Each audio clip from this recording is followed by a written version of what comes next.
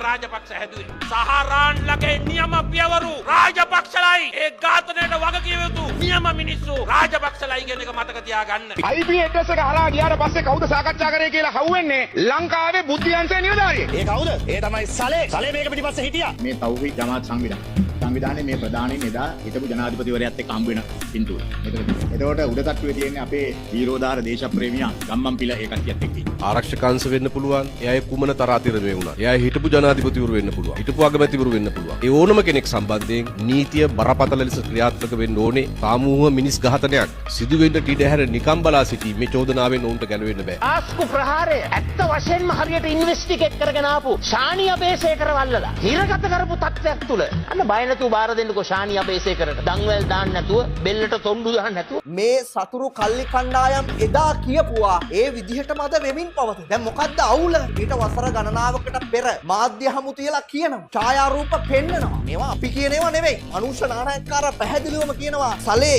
මේක පිටපස්සේ ඉන්නවා. IP address එකක් ගැන කතා කරනවා. හරිනේ. අද විමර්ශන සිදු වෙමින් යනවා. ගෝඨාභය රාජපක්ෂලා කැටි අරන් තියෙනවා. මේ ආණ්ඩුවේ ස්ථාවරත්වය මේ දේශපාලන ආර්ථික සමාජ ගමනත් එක්ක විපක්ෂයේම කුඩුපට්ටම් එල. කොහොමද වැඩේ? එදා කොහොමද?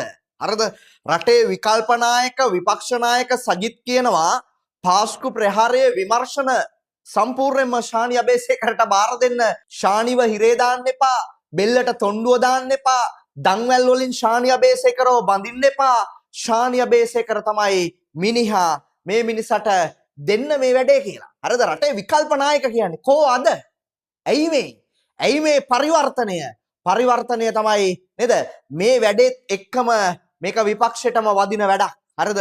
ඔවුන් හිතුවේ නෑ කවදාවත් මේ වගේ විමර්ශනයක් අපේක්ෂා කළේ නෑ. හරිද? ඔය නේද?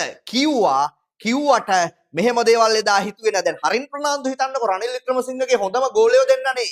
හරින් ප්‍රනාන්දු සහ අනිත් පැත්තෙන් මනුෂ නානායක්කාර.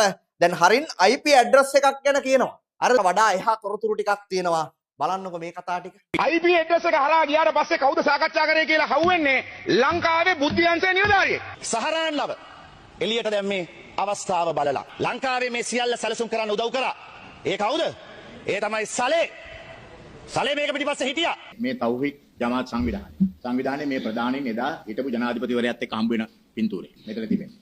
එතකොට උඩ තට්ටුවේ තියෙන්නේ අපේ වීරෝදාර දේශප්‍රේමියා ගම්මන්පිල ඒ කට්ටියත් එක්ක ඉන්නවා. මේකේ තමුන්නාසලට ඕන නම් අපි නංගන් ඔක්කොම ඒ සමාජිකයන්ගේ නායකින්ගේ නම් ටික කියන්න.